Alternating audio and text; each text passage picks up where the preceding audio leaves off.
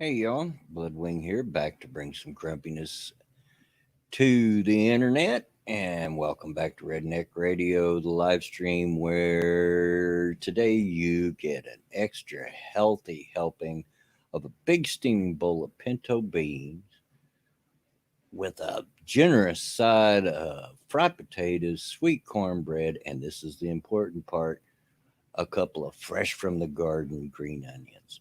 Mmm. Talk about a good redneck meal right there. Oh boy.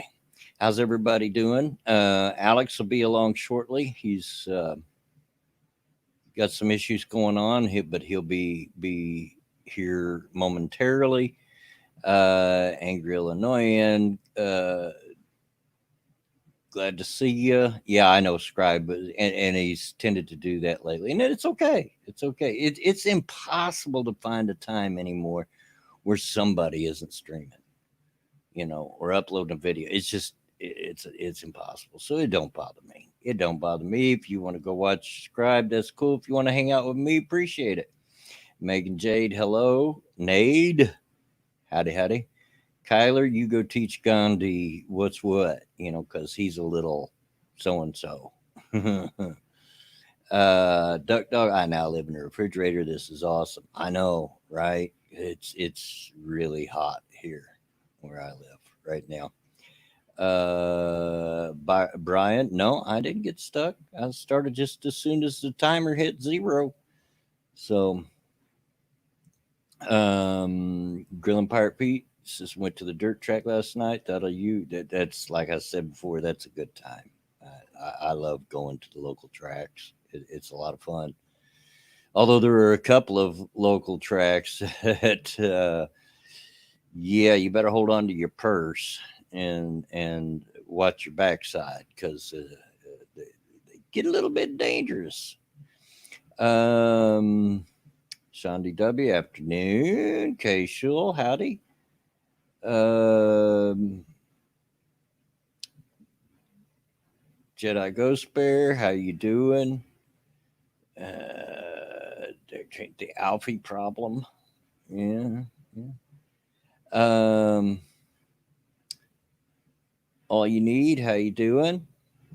Yeah, everybody trickling in here. Hope your Saturday's good. I've been working the last couple of days. I'm off today. Got to work tomorrow, unfortunately. Yeah, got to work on Father's Day, and I'm the only father that works that there, and I'm the one picked to work tomorrow. But hey, it is what it is. You know, um, it's only I got to work about 5 hours, I think. So, Jedi Ghost Bear, yeah, I did see it, and I was aware of it beforehand. Haven't watched it, but I did see it. Iceman Northland, how you doing? That track over in Speedway, the owners are the ones you have to be wary of. Yeah, yeah, that's true. Thank you, Iceman Northland, and a happy early Father's Day to all the fathers out there. I hope you all have a good day tomorrow and able to enjoy yourself. Uh, like I said, I've got to work, but it's only like 5 hours or something, so that's no big deal. Although that's enough that I still, when I come home, I'm just wore the heck out and sorer than crap because a lot of that time spent standing up on my feet, and I'm just not in the shape to handle that well. But Sundays are typically so slow, so it shouldn't be a hard day. One thing that does happen on Sundays where I work, though, and I don't know exactly why this is, but it's the day when the most come in looking to buy our glassware. That's what we have to technically call our bongs and our pipes and stuff. And I don't know why that is. And I hate dealing with them because they will browse and browse and browse. They want to look at this one. They want to look at that one. Can you pull this out? And all our stuff's in a glass case that I have to get down on my hands and knees to get out.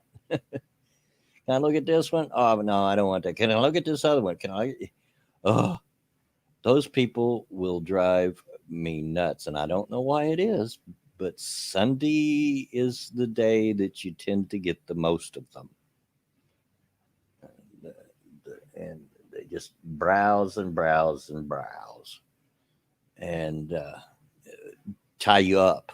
I don't care if people browse, but they tie you up. Hey, can I see this one? Can I see that one over there? Because all of our glassware is in locked up in glass cases. Because if we didn't in this neighborhood, it would walk out the door. Um, but yeah. Anyway, I hope all you fathers that are out there have a good Father's Day tomorrow. I'm not sure if it's Father's Day everywhere. I know over in the UK, their Mother's Day is a different date than ours is. I'm not sure if Father's Day is the same or not, but hey, you can celebrate it anyway. Thank you for the donation, Jedi Ghost Bear. Happy Father's Day. Have a dad's root beer on me. I'll do that. I'll do that. Uh, and Sean TW, the nice guy on YouTube. The J Kid isn't here yet. Yeah, I don't know, and he may not be. I know that I just got word that my youngest daughter, whom he lives with, is preparing to move. So I don't really know what's going on over there. She's going to move out of town, actually, which was kind of sad news for me because I don't get to see him enough now as it is since schools got shut down because I was able to see them every morning when I took them to school, but that ended with COVID, and now they're moving out of town, so I won't be doing that anymore. And uh, I don't see them enough as is, and when now that they're moving out of town, I'm going to probably see them any less. But she's got to do what she's got to do, I guess. Um, and Shandi just says, "Hope everything's okay for them." Yeah, as far as I know, they're okay. Um, does your store sell the long wooden pipes like Gandalf smoked in the movies? We've got one. It looks really fancy, but it's really cheap. It's up where our pipes are.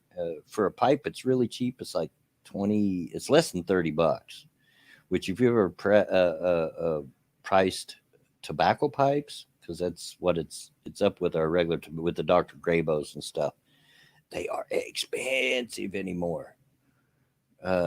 Very expensive. And they used to be cheap, but oh my gosh, not anymore. But anyway, it's very long like that. It looks very, it actually looks very cool. But yeah, we do kind of have one kind of like that. It's a little fancier than what Gandalf smoked out of in the movies, but it's long and curved like that. Yeah, Fourth of July is in 2 weeks, which is one of my favorite holidays and also one of my least favorite holidays at the same time. It's one of my favorite holidays because it celebrates the birth of our country, and I, as I've mentioned before, I unapologetically love my country. Um, but it's also at the same time one of my least favorite holidays because in the neighborhood I live in, I'll just say this: rednecks and fireworks. You do the math. You do the math, and it's already started. Shoot, it started over a month ago. People firing out fireworks around here. Like, gee, many Christmas. It's not even June, let alone July, people. But you know, that's just the way that it is around here. Um, so yeah, uh, kind of looking forward to that, and kind of not looking forward to that at the same time, if that makes sense. There will be a couple of fingers missing before the end. I don't doubt it. It would not surprise me at all. You know, like I said, rednecks and fireworks. Hey, y'all, watch this. And there'll be people shooting Roman candles at each other and taking dares to hold a firecracker while they blow it off and all that stupid stuff. Jedi Ghost says, I'm on an Indian reservation. Fireworks a way of life, almost. Yeah, really. Huh. Well, like I said, it started to hear about a month ago, and it'll continue till darn near the end of summer.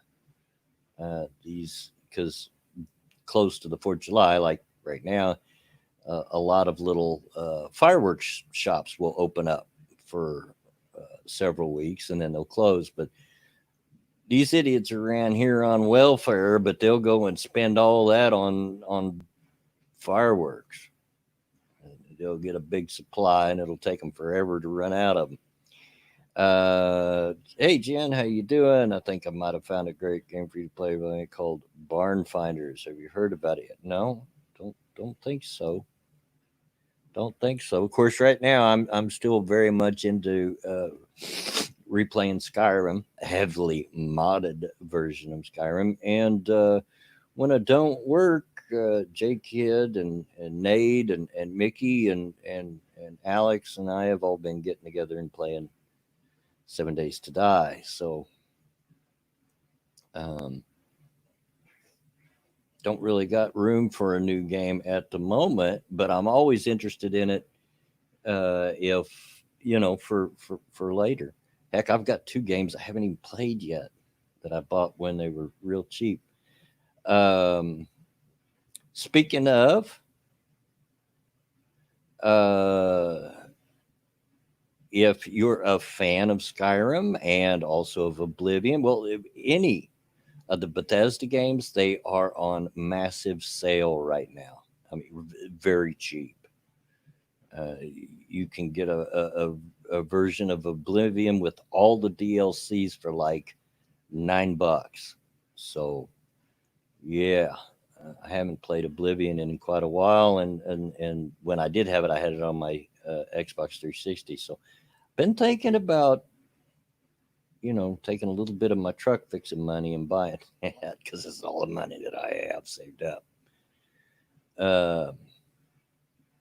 But yeah, if you're interested in those, very major sale, very very cheap. I think it's over real soon though, so better act fast. So what else we got while we wait for Alex and everything like that? I've already wished everybody a happy Father's Day, and I do hope everybody has a good one.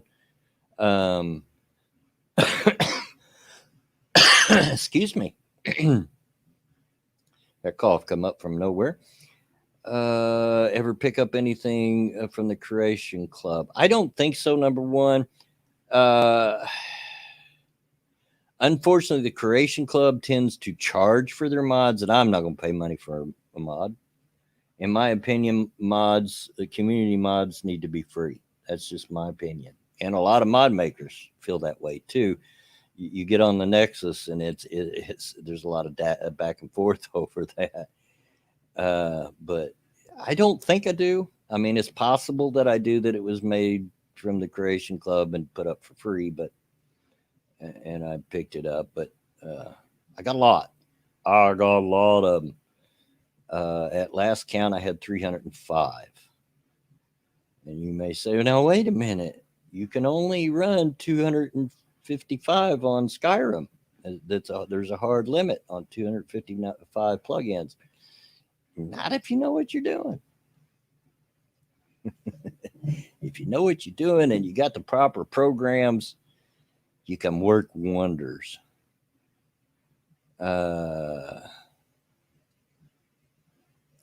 Someone says, I'm on PS4, so no outside assets. Yeah, I feel you.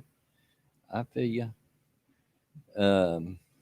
Although I would have thought that PS4 would have been like the Xbox, because the Xbox does have access to mods off of the Nexus. Not sure how that works because I don't have one anymore. I've got an old 360, but I think it's broke. Grandkids wore it out.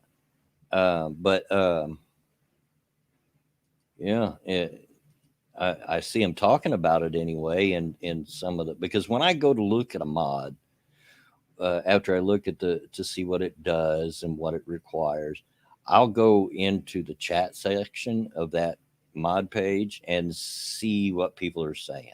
if there's a lot of complaints about glitches or whatever, or how do the people that made the mod, how do they react to criticism?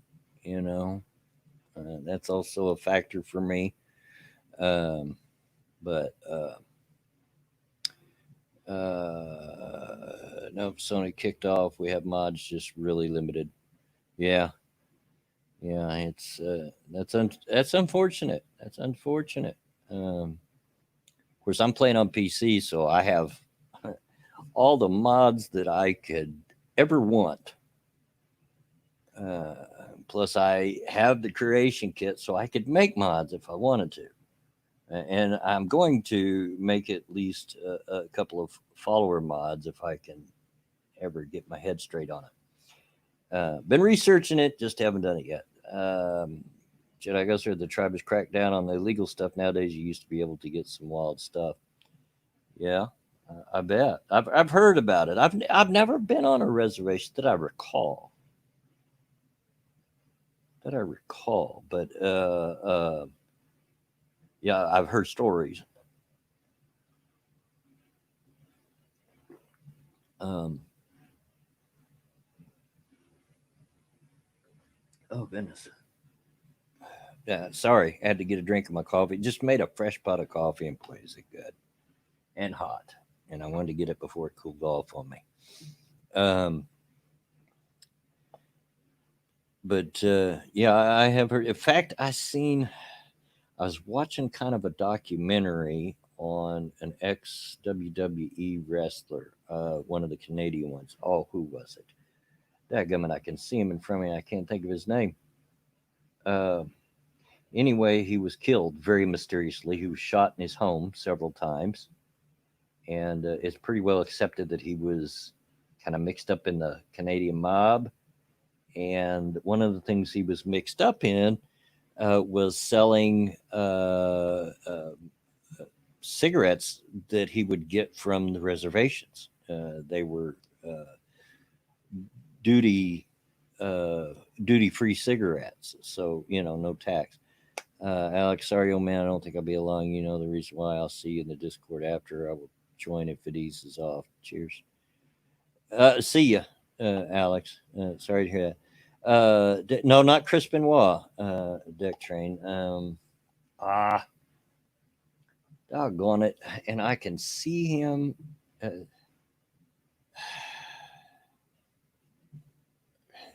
I can see his face. I just can't think of his name right now. But anyway, it was kind of an interesting watch. He was into a lot of stuff. Dino Bravo. Thank you, Grilling Pirate Pete. Yep. Dino Bravo. Yep. That's who it was. Thank you very much. And it was an interesting documentary. It was stuff that I did not know.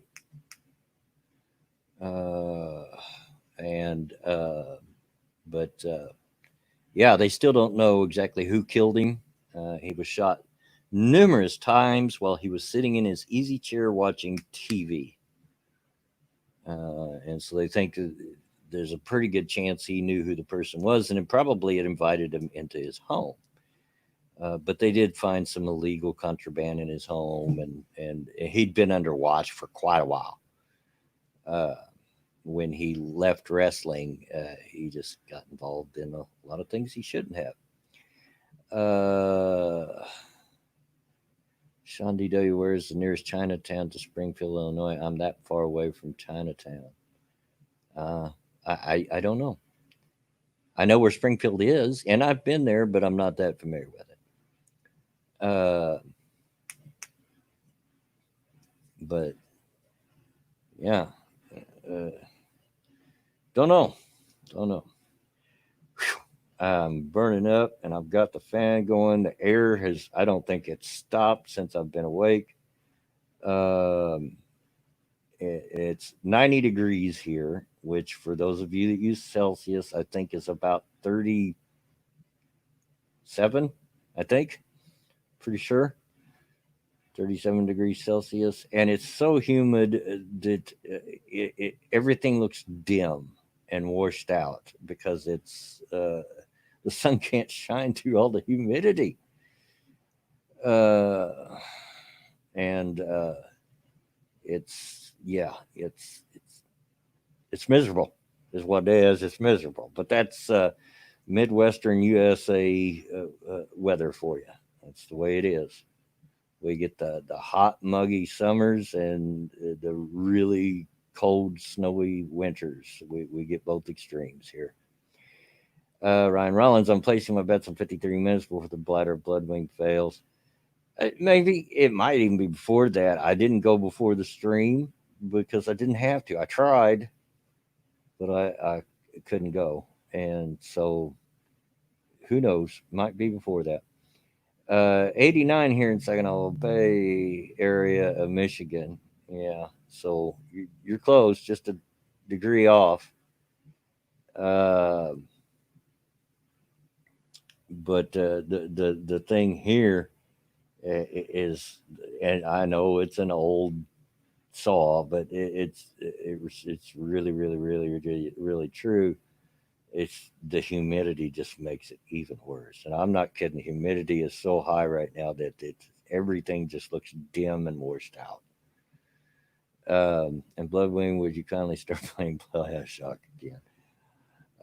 It probably won't be this Sunday because, like I said, I got to work. But I'll try to work on that. I need to get going on Redneck Trek again too. But before I do it, I really want to do a best of the first 25 episode. I've just got it in my head, and I don't want to. I want to do that. I want to get that done. I think it'll be good. 120 minutes is my bet. I always win with that one. Grilling pirate pieces. Don't tell me about humidity. I'm surrounded by the Great Lakes. Yeah. Um, but it's just miserable outside. Uh, and you look outside right now, and there's just nobody walking the streets, which is unusual for this neighborhood. There's always teenagers and stuff walking around, and there's nobody getting out braving it. It's just too miserable. Absolutely, I haven't even heard a lawnmower running or anything, and that's just it's it's just too hot, too muggy. This is the second day in a row of this kind of uh, weather. It's supposed to cool off by 5 degrees tomorrow. Big whoop. But yeah, it is miserable.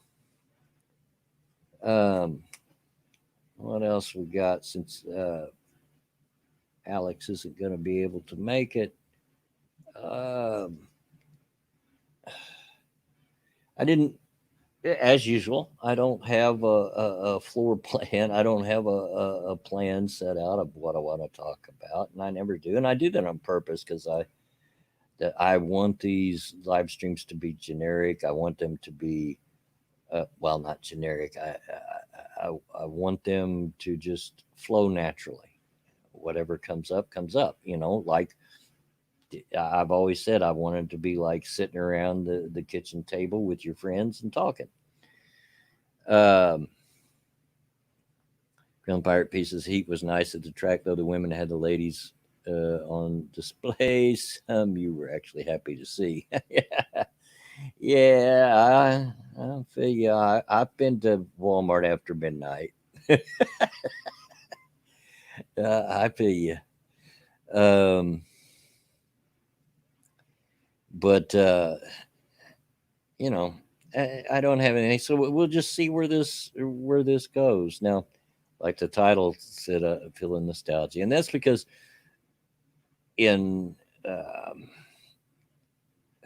I don't think, was it yesterday, maybe the day before, and it is within the last couple of days. I was having a conversation with somebody at work, and we were talking about it. They were about the same age I was, and talking about how, when we were younger, when we were kids, like back in the 70s, teenagers, we'd hear the older folks then talk about how life moves really fast once you get older, and we didn't listen. We didn't pay any attention. We didn't listen. But now we're at the age that we found out that they're absolutely correct. It does move so fast, and it sneaks up on you. and I've said it before, I'll say it again. It literally, I'm not making this up, I'm not exaggerating. This is what it feels like. Just yesterday, I was this good looking, long haired 17-year-old in the late 70s, partying like it was 1999. And now I'm this wrinkled up old man that makes funny grunting noise every time I get up out of my chair. and you find yourself stopping and wondering, where did the time go? What happened? How did I get old? Because it really feels like you just like you didn't see it happen. You didn't see it coming. It just kind of snuck up on you, and boom, one day you wake up and realize, daggum, I'm old. Ryan Round, I'll try not to. I don't plan on it. But I did, boo. It was close yesterday. Yesterday is Friday, and of course it's truck day. And anymore with the scheduling that we have to do because they've cut our hours, we only had myself, and I was running the cash register too, and the manager there to put the truck away. And so we're busting butt to try to get it put away before he leaves at 4 o'clock.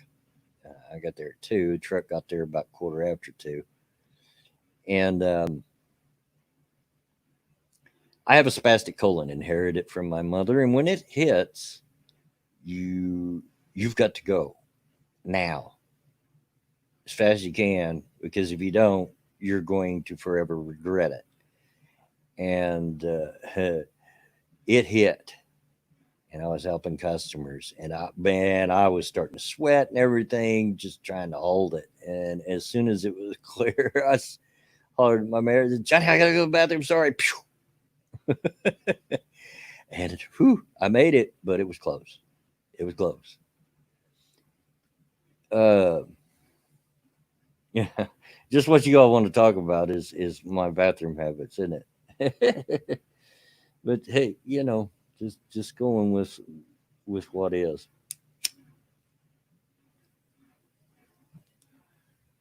But yeah, and that's not the only thing I felt nostalgic about. Um, like I said, I worked the last 2 days. And Thursday when I come home, I was just so tired. I was so pooped. I don't know why. I only worked 5 hours on Thursday, but I was just exhausted when I got home.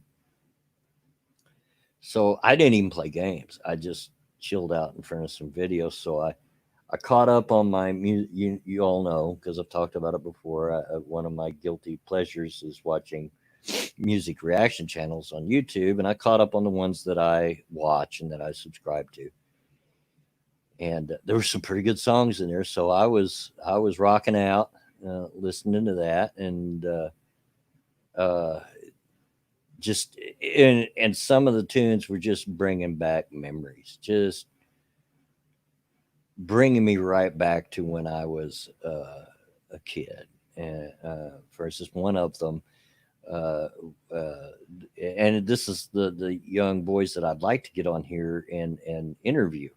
If I can ever bring myself to make an Instagram account, I'll ask them. But anyway, I had just thought, like the day before, they have not touched Bob Seger at all, and I think they'd really enjoy Bob Seger because, in my opinion, Bob Seger has absolutely zero bad songs. I honestly sat down yesterday, tried to think of a bad song a song by Bob that I did not enjoy, and I cannot think of a single one. I honestly can't. Now, maybe you can. That's just me. Music is very subjective, but I just can't think of a bad song that he's done. And I'm familiar even with his very early work. Uh, Nobody paid their dues more than or harder than Bob Seger. Trust me, he was around for a good 10 years plus before he hit it big. And he had a saying. He actually, this is a quote from him. They never had buses. They never had tour buses, because the way it happened for him, they went straight from station wagons to jet planes. When it did happen, it happened overnight, and the Eagles were very instrumental in getting him to the public consciousness. Um, and hello, Connor Ewan. Anyway, they and I was just thinking they need to do Bob Seger because I thought they'd really enjoy him, and it was a little different than some of the stuff they've been doing lately on there. And sure enough, here they come with a review of the live version of Turn the Page, which, if you're familiar with it, is the ultimate version.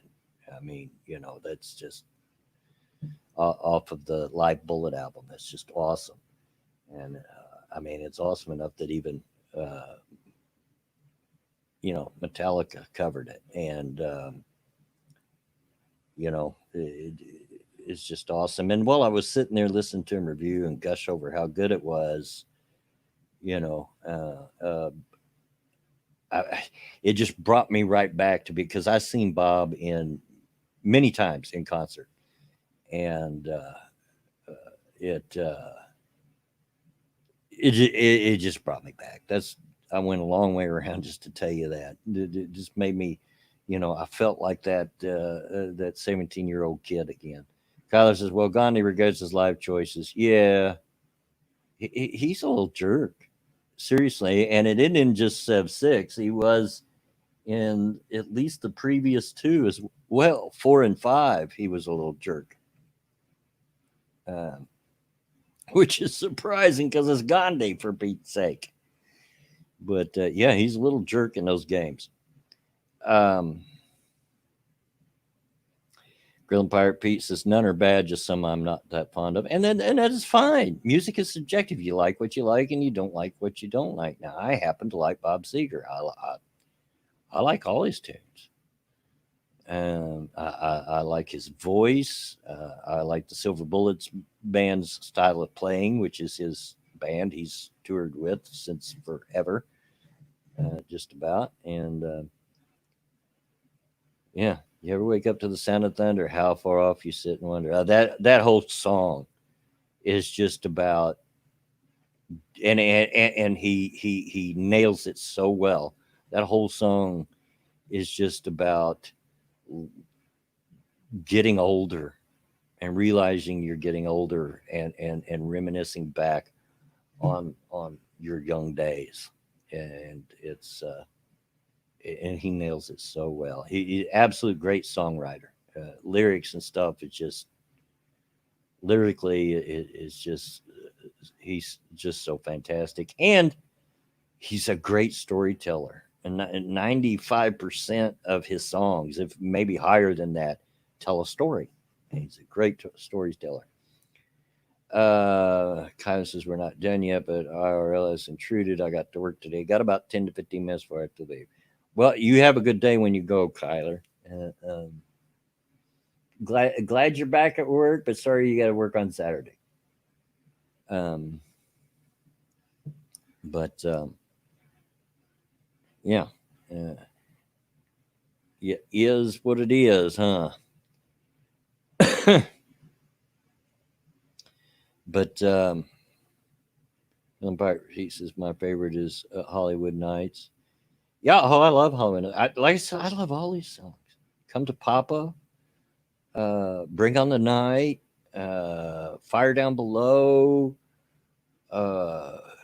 Main Street. Oh my gosh, I just love them all. I do. I just really like Bob Seger. Yep, is what it is. Yeah, that's my outlook on life, or I try to make that my outlook on life. Crap happens, but it is what it is. Deal with it. I try not to get overly wound up over stuff that I can't do anything about. Grill and Pirate Pete got sick of old time rock and roll, got overplayed. It did in at least there for a while, especially when that movie was popular. Oh, what was that movie with Tom Cruise, a very young Tom Cruise, where he comes sliding out in his underwear to that song? Um, my memory's so bad. Um, but yeah, it did. It's probably the most played of Risky Business. Yeah, probably the one of his most played songs. Uh, like a Rock got played a lot because it was used a lot in commercials, especially Chevy truck commercials. Um, but he paid his dues. I mean, he was around for he'd been hitting the circuit since the '60s, and he was known in Detroit, his hometown, but that was about it. He just couldn't get over anywhere else. And then I think it was Glenn Fry of the Eagles, but the Eagles kind of hurt him and started pushing him, and he almost had overnight success. You wouldn't call it overnight success because he'd been working at it for over 10 years, but he just had instant success from that point. That really got him on noticed and on the map, and the rest is history. You know. Um, but let's see. Angry Illness says, I get my second test nerve block shot 10th of July. Just no step in getting me back to full duty. Well, good luck. Uh, I wish you luck, and I hope it all works out for you. Bill and Pirate Pete still surprised and happy that he keeps performing even after throat cancer. Yeah, and they say he sounds even better after his surgery. Than he did before.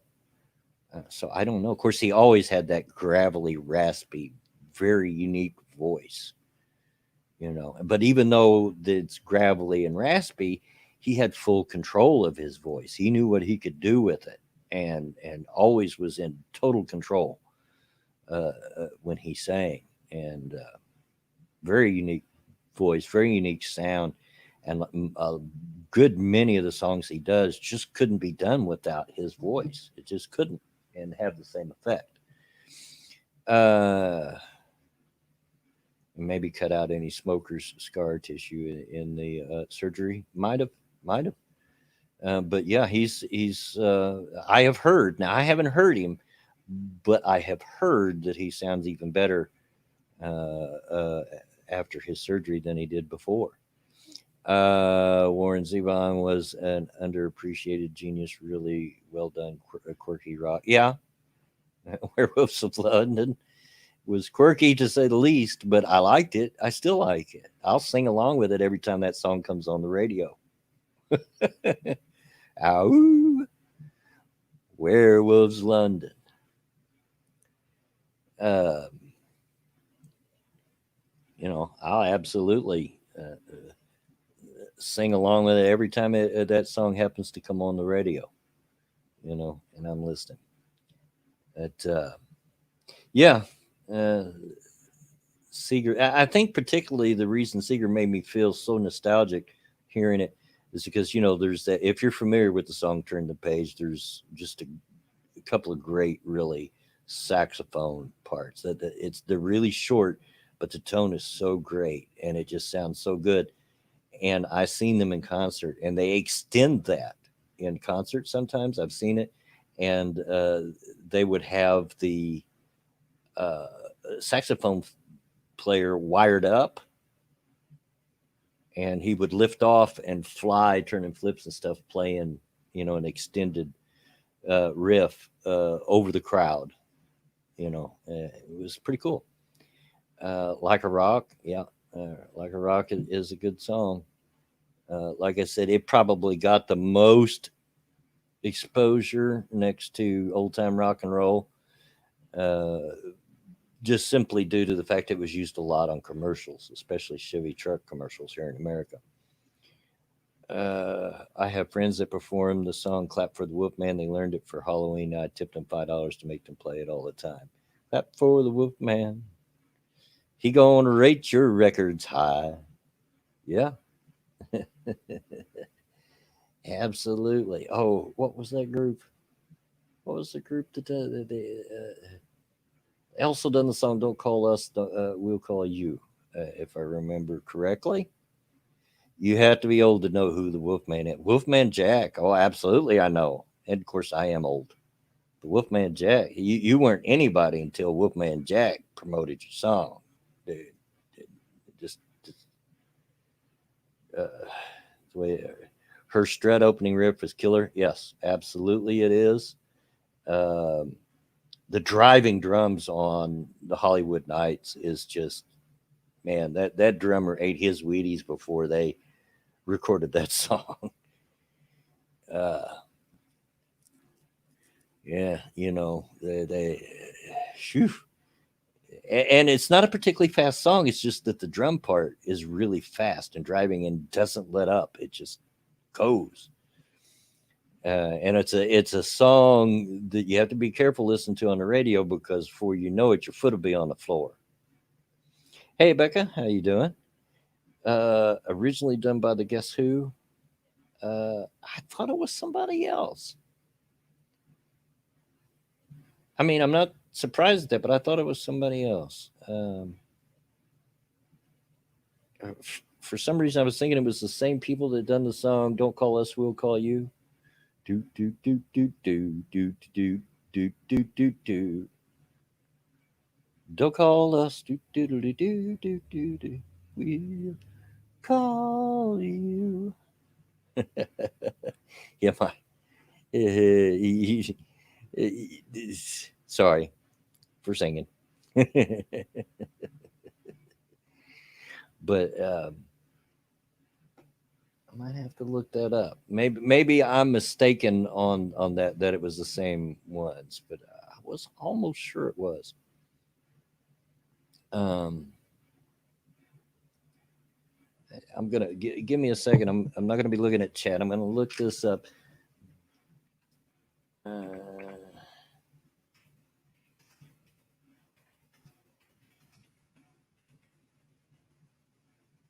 Uh, Sugarloaf was who I was thinking it was. Yeah, Sugarloaf. Why could I not think of that?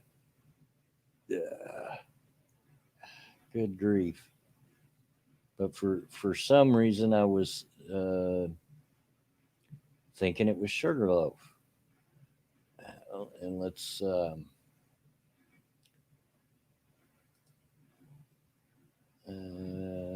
No, that's what I was. They done also done Green Eyed Lady.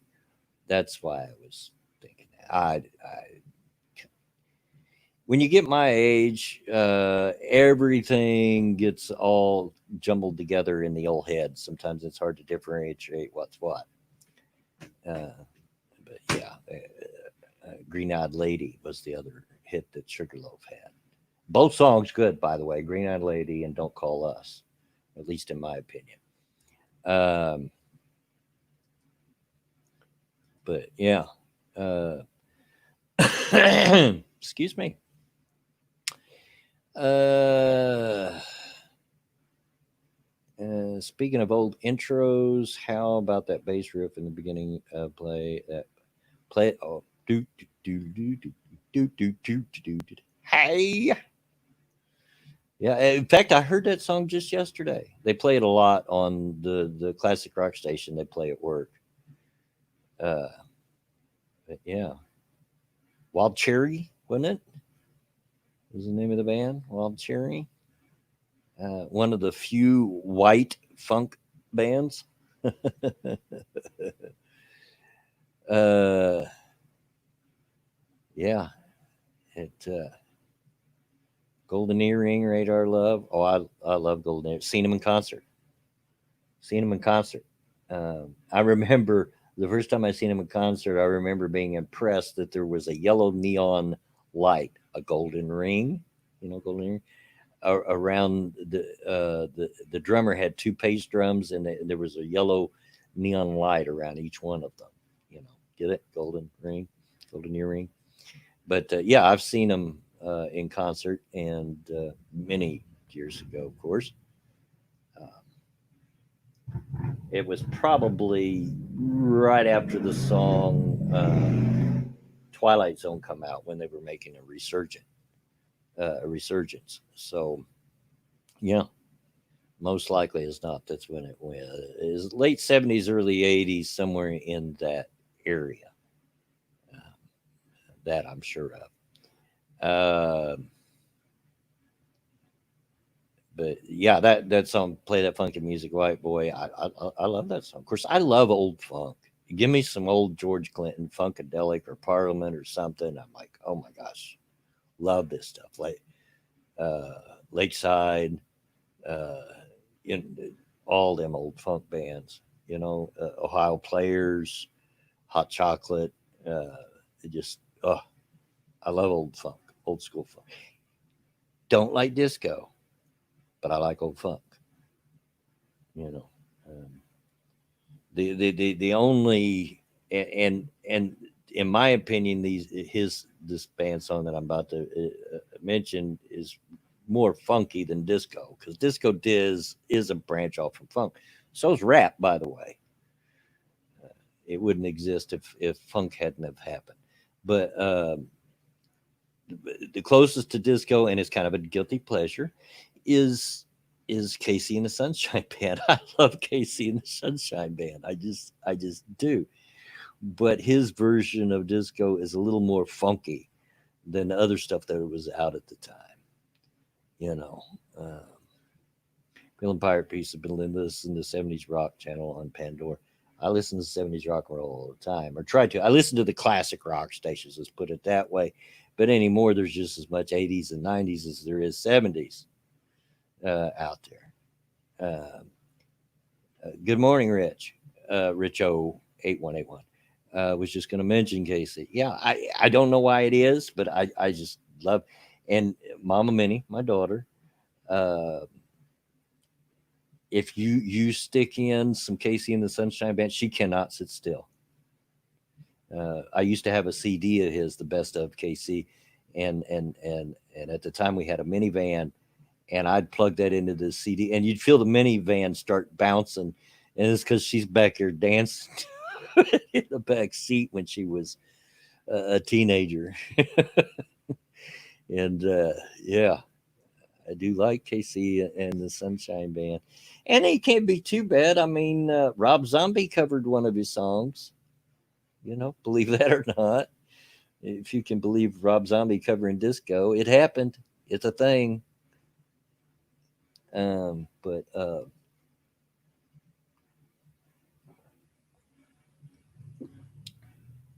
I don't want to age myself, but I had Best of Casey on 8 track. Now, see, I never had an 8 track. My cousin did. Had an 8 track player. I was a cassette player. And if you're that old, you remember that it was a fight between the cassette and the 8 track, and the cassette won. And I always went with the cassette player for two reasons. One, because they were more compact. Two, because it used to frustrate the tar out of me on an 8 track. If it wasn't cut right, uh, it would get in the middle of the song and then have to switch tracks. And that just takes you right out of it. So you'd be listening to a song, all of a sudden the song fades out. You hear the click on the 8 track, and then it fades back in. And I always hated that. So I never owned an 8 track. Was certainly around in that day. I went with the cassette, and ended up being the right choice because the cassette won the battle. It was very much like the battle between VHS and Betamax on video cassettes. Uh, and if you wanted to hear a song again, you had to wait. Yeah, you had a lot more control over it with a cassette. And I only remember one time that a cassette, a pre-made, I made a lot of my own cassettes, but I only remember one time where one bought from the store, already pre-recorded, interrupted in the middle of the song, and it's understandable because of the setup of the album. It was Pink Floyd Animals. If you're familiar with it, you know that there's only basically 4 songs on the whole album, and they're really long songs. And you were, you only had so much. So to make sure that there wasn't a lot of dead space on side two, it actually right in the middle of what's technically the third song, because the first song is Pig on the Wings, and there's Pigs on the Wing Part 1 at the first of the album, Pigs in the Wind Part 2 in the end of the album, but they're considered one song. Other than that, there was Dogs, Pigs, and Pigs, three different ones, and Shit.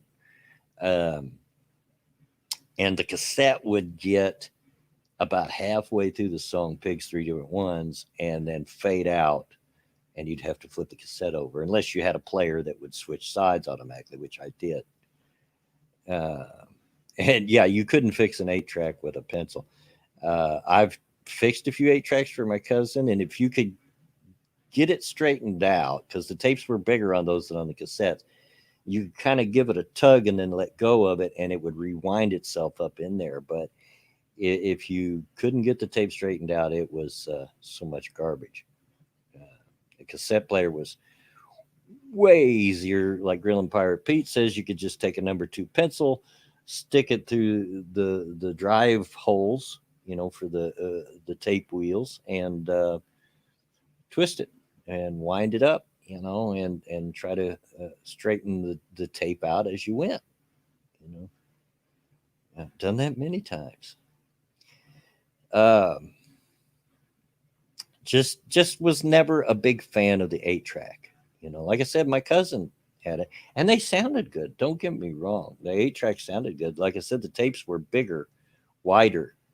I don't know if that makes a difference because I'm no expert on tape technology, but uh, they were bigger, wider on an 8-track than they were on a cassette because it was a much larger cartridge.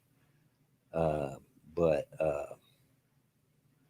yeah, just wasn't a fan of them. Was not a fan of them. I knew a lot of people had them, not just my cousin. A lot of people had them and they liked them, but I could fit my entire library uh, of cassettes into a much smaller case than you could the same amount of 8-tracks because they were just massive. The 8-track cartridge was just so huge, so big.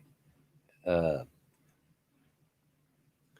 but we are getting to the point, and normally where I would turn it over to a guest, folks, but I'm gonna have to go to the bathroom. I'll try to hurry back so you're not listening to dead air too much.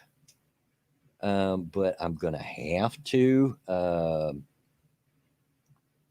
So I am sorry. I will be right back.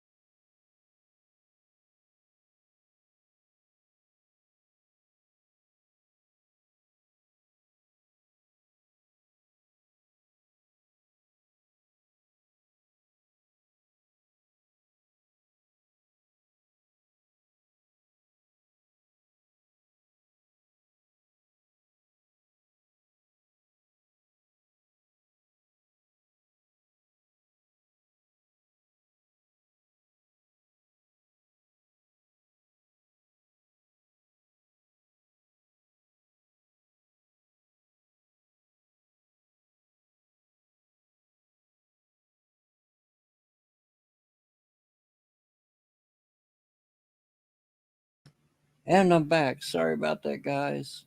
But I felt it coming some time ago, and I was hoping I'd be able to waited out to the end of the stream, but I couldn't do it. Just couldn't do it. Ryan, well, you were almost right on there, almost. Um, Grilling Pirate Pete says supposedly 8-track allowed for more of the analog wave to get better sound, but being about 8 to 10 years old, could not tell if it really sounded better. Well, I was a teenager, and I don't know if they sounded better or not because so much was dependent on the equipment. And the equipment that we had in those days were so on par with each other.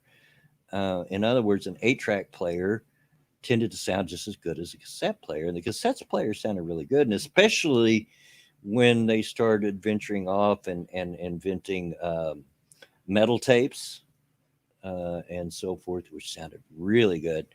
But you had to have a player that could play them, or it would tear up the heads, and I did. Um, but a lot of it, so much was dependent on the equipment that you had in those days, and maybe even limited by the equipment that you had in those days. Remember, we're talking 40 years ago plus, and 45 years ago, and so technology was not where it is today. Dirt track racing question, Grilling Pirate Pete asks, do you prefer a little wet or desert dry? Dry has dust clouds hitting the fans, but wetter tracks are more apt to cause more accidents. Maybe depends on the fan. Yeah, it depends. I mean, I can watch either. I think I would prefer to see them race on a dry track, just simply because they have more control. And yeah, it does get dirty. It gets dusty.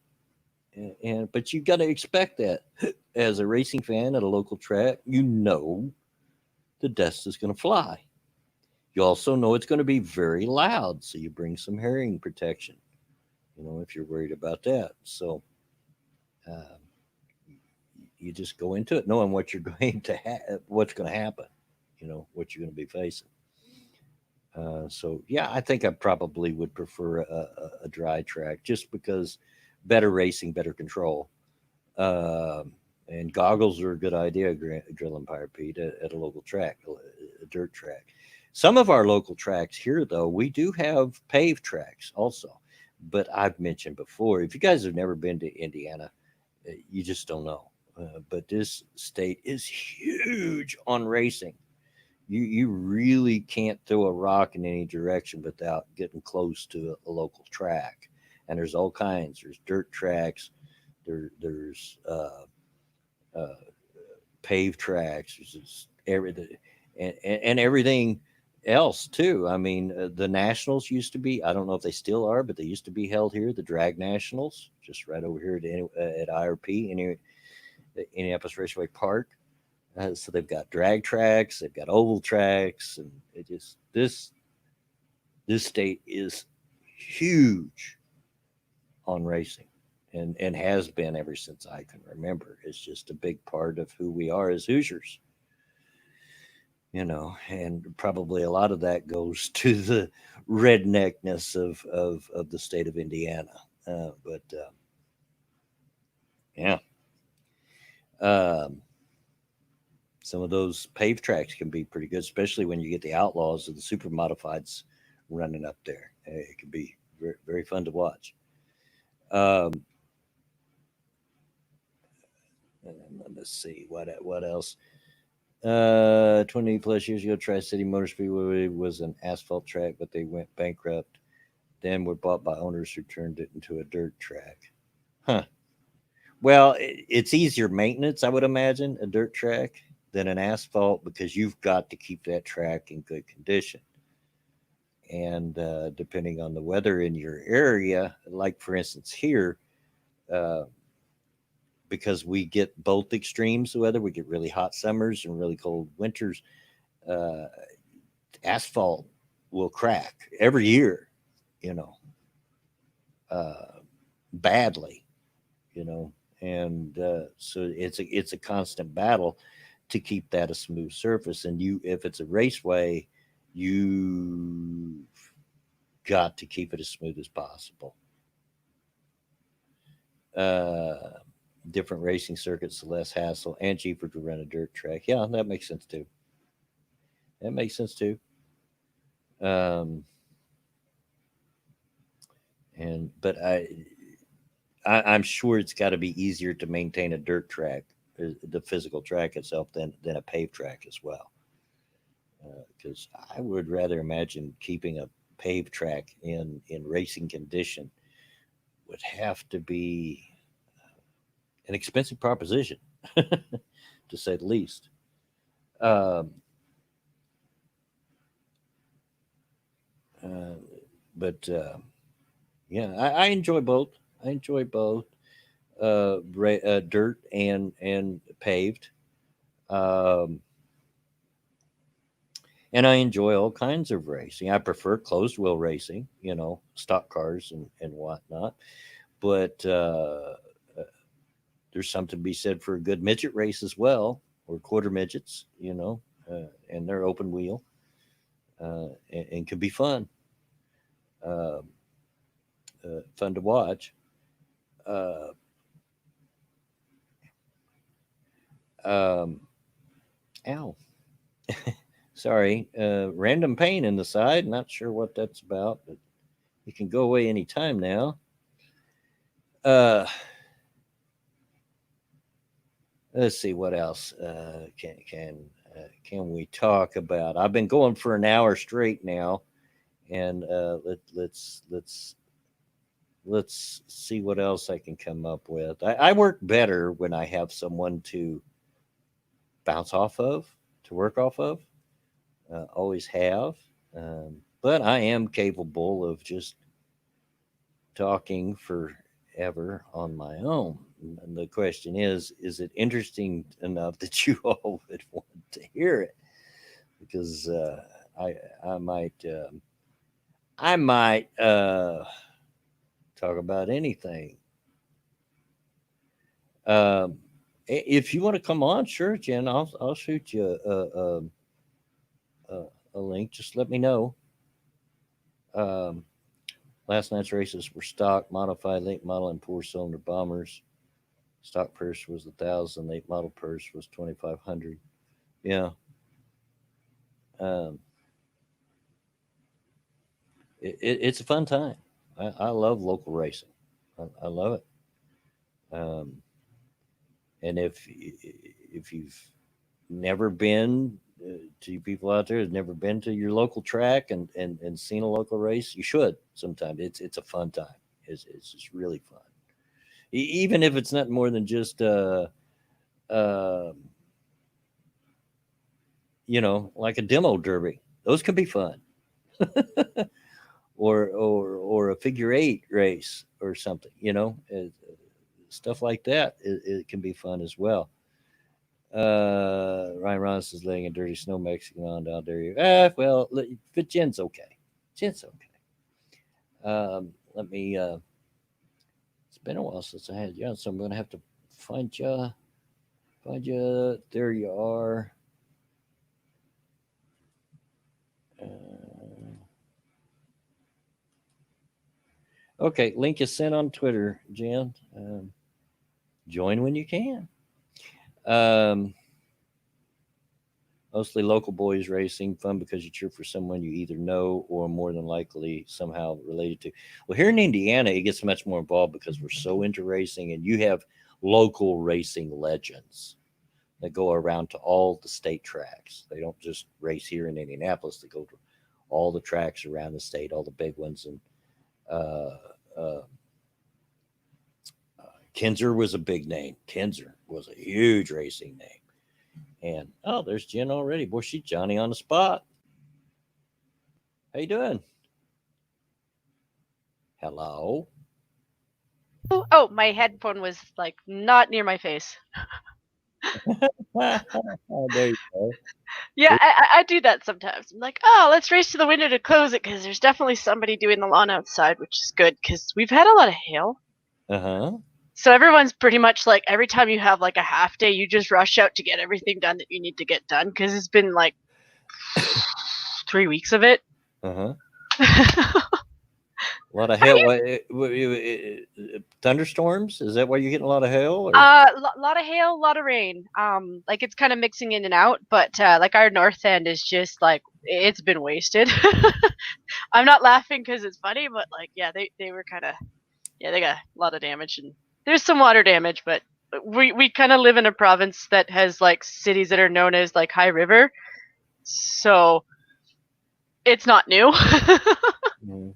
Well, It's we sure get our share of hail here, but generally it has to do with either a severe thunderstorm cell moving through, which we get a lot of, or tornado, which we also get a lot of. So, it could be a mix of both because like we do get a little bit of both. Like I mean, we don't get the tornadoes quite as often, but like every once in a while, you know, stuff like that kind of does crop up. I haven't heard anything like that yet, but it's just like I said, it's just come down from up. I think it came down from up north, and it's we get a lot of dry weather like this. It's kind of how it works. Like I don't know if it's just the rain and the dryness conflict with each other, and they're like, you know what, I'm just gonna hurl stones at you. But yeah, I don't know. But yeah, they've been like golf ball sized stones this time, so ouch. it's not as bad as like 90, like 89.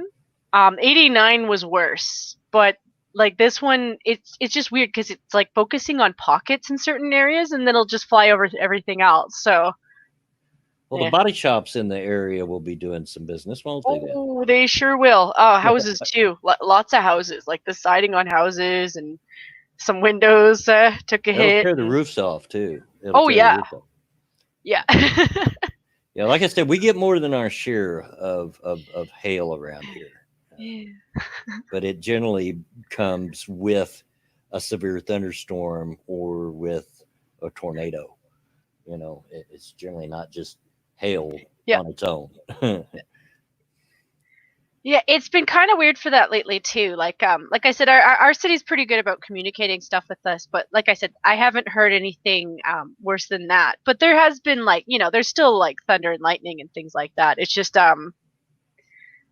haven't really been correlated yet. Grill and Pirate Pete's asked him what kind of critter is that on your avatar. Oh, this is sorry, I'm having a little moment. God, I actually really adore them. This is like Timon from The Lion King. Oh, a meerkat. Meerkat, yeah, thank you. Oh, I actually really adore them. I've discovered them from the Meerkat house thing, and I'm torn between thinking like they really could be made as pets because they're really freaking social. huh. And then there's the part of me that looks at how their infrastructure as they live goes, and like between things wanting to eat them like and them wanting to murder each other. I'm like, sir, I have a pillow for you in a bowl with many foods. Hey, Pat, how you doing? I know it doesn't work like that, but yeah, they're that level of cute. So Ah, yeah, it looks cute. Of course, this old man doesn't do a lot of cute, so. I like cute if it's got attitude.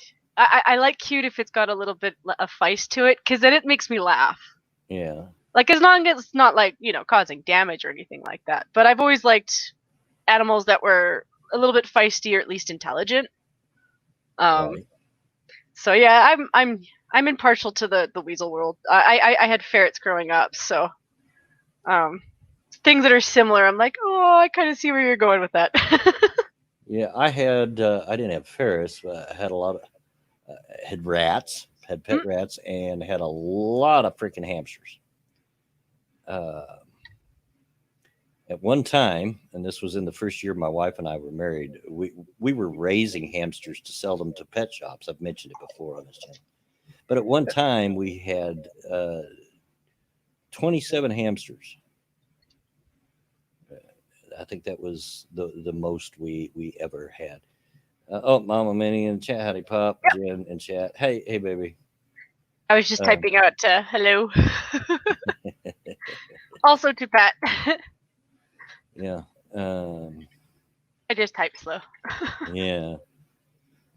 Um, but we had those. But if you've ever had a hamster, they can be mean little suckers. Yeah. They're mean little dudes sometimes. Now, not always, but we had one in particular hamster that just loved to bite you. And even though they're really quite small, they have really big teeth, Mhm. and they're very sharp. I mean, they can chew through wood, and it hurts. Yeah, they could pop little holes in you. It hurts. Yeah. Because we'd have to clean the cages, so we'd have to take them out of the cages, and you'd be holding him in the palm of your hand. I dropped him one time because he bit me right in the middle of my palm. Like, ow! It's just a reaction. Dropped him right on his head. He lived. He survived it. Um, Well, I don't have to explain to you that ferrets absolutely do have sharp teeth. But what I don't probably also need to tell you is they like to steal stuff and hide it. oh, I'm sure. Have a good rest, Richo. Yeah. Have a good one, Richo. Yeah, my ferrets. We always put socks on the top drawer. So ferrets are more than capable of climbing through every single one of your drawers and leaving socks in every single one of them, and then hiding the last of them behind somewhere. Mama May says my buddy has a chinchilla I was playing with yesterday, like a fat bunny hamster. Oh. Yeah, I imagine they are very soft because their fur is very prized. Chinchilla fur. Uh, they make coats and stuff out of it. Yeah, isn't that one of those ones where like they just shed naturally, so you can just kind of collect it from them? Because I know rabbits. A lot of people do that with rabbits nowadays, or at least Uh, I don't know. because rabbits. If you comb your rabbit every day for a week, you probably have a good starter. Yeah, I've had pet rabbits before too. Yeah. So Uh, I know people who do that. Like they just like collect the fur and then like you just process it like you would like regular wool because you can uh-huh. do that and yeah, you can make it into cashmere. His name was Gizmo. Yeah, I get it. Oh, oh. I get it. From the movie. Oh, Uh, but that would have been cute though. the chinchilla, not the buddy. Well, I had a car that everybody called Gizmo. So his old '71 Chevy Biscayne, and all my friends called it Gizmo. Don't know how that started because that was long before that movie. So um, yeah. Uh, yeah. I miss the oldies. I like the Gremlins. It was probably my favorite horror movie as a child because it wasn't scary. Like I mean, it could have been. I Well, mean, there the were some first one, yeah. disturbing would have been disturbing for a child. Now, I was an adult when that movie come out, so I couldn't tell you. But I think they were just goofy enough that I just couldn't take them seriously. yeah, I mean, like blowing them up in a microwave and going after the mom like they Well, did, and they obviously meant to kill her. mhm. And there were some scenes that could have been disturbing for children, but yeah, it was so over the top, and it wasn't initially intended to be. It was initially intended to be a serious movie, Yeah. but the further they got into it, the sillier you got, and they just left it that way. Well, there was also a point where I know there were certain scenes where I was cheering for the Gremlins. I was like, I really shouldn't be cheering for you because you're a psycho. That's all you really are. You're just a psycho. Stripe, was that his name? Stripe. Uh, but yeah, Gremlins started out as horror, but quickly turned comical with a snap of the finger. Good movie, though. It Yeah. is a good movie. I do like it. My only question is, and of course, you got to suspend belief on movies. A lot of them. The thing was, you couldn't feed them after midnight, right? Mhm. Well, it's always midnight somewhere. Right? So which midnight does it go after? Does it go off of? But I'm expecting too much from a movie. Once they introduced the bar scene, that was it. Yeah, yeah, it was. It was funny in a grisly sort of way, you know, kind of like, well, not as grisly as, but the second, not the remake, but the second Texas Chainsaw Massacre movie Mm, was just so over the top and silly. It was just you wanted to laugh, yeah. but it was really super gross. Uh, but you know, um, you know, and also remind me, I've been trying. I'm way behind on my Neebs gaming videos because of work and being into playing Skyrim and other things. I've just got way behind, and I've been yesterday. See, Thursday I watched my music videos, but yesterday I watched several Neebs videos in a row, and I'm getting close to caught up. Getting close. I've got about seven more to go, and I'm caught up. But you got to remember, I was way behind. I mean, I was like 20 videos behind. Yeah, But I'm even further than you are. It's not even that. I just I they have so many series, and I kind of have this tendency of having to watch them in a row. yeah, Like I don't have to start from the beginning or anything. I don't do stuff like that unless I'm really bored. But I just yeah, I needed a break from them because once I get through like 5 episodes, I'm like, okay, I need a break. um, but anyway, what got me thinking of that? Mm, One of the videos I watched last night is they played a game. Thick was playing it. Is about a shark. I can't remember. Shark Attack, is that what it's called? yeah, it might be. I think there's one that's come But out you coming. play as a shark and you've got to eat people. And it's just hilarious in a very dark sort of way. And they're Yeah. screaming, "Oh, it's got me!" and everything while you're eating them. Of That's course, all- Neebs was freaking out, like, "Oh, yeah. this is really dark." You know how Neebs is. Yeah, yeah, save the But world. Thick and Apsro were just like loving it. This is great.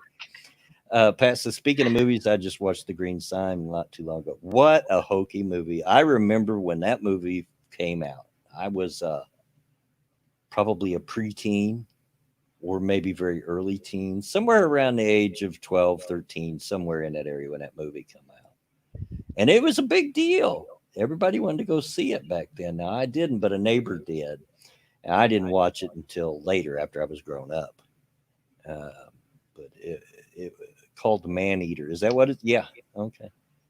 Uh, it was sort of kind of a Blob ripoff, Grilling Pirate Pete. But yeah, uh, it's pretty hokey. Even by 70 standards when it came out. It was pretty, uh, It's almost artistic by today's standards though when you really yeah. think about it. Because I mean, you look at I mean, everything is so CGI. And it's not that I dislike CGI because I love that it does that much detail to things, but I miss the puppetry. Yeah. Oh, yeah. I much prefer, if possible, to Just to spell out the basics of what I mean. Like, use yeah. practical effects. Like I know You they know, still do, but it really shows in the shows where they're really collaborating with both because yeah. the quality just ends up being that much better. And I don't mind hokey because hokey's still fun. It's like the last movie I legit went to see was the And Godzilla movie. and if practical effects are done well, Hmm. they will still hold up today. There are Yeah. some practical effects in old movies that still hold up. I mean, you know, go watch The Thing. It's all practical effects. Hmm. And oh my gosh,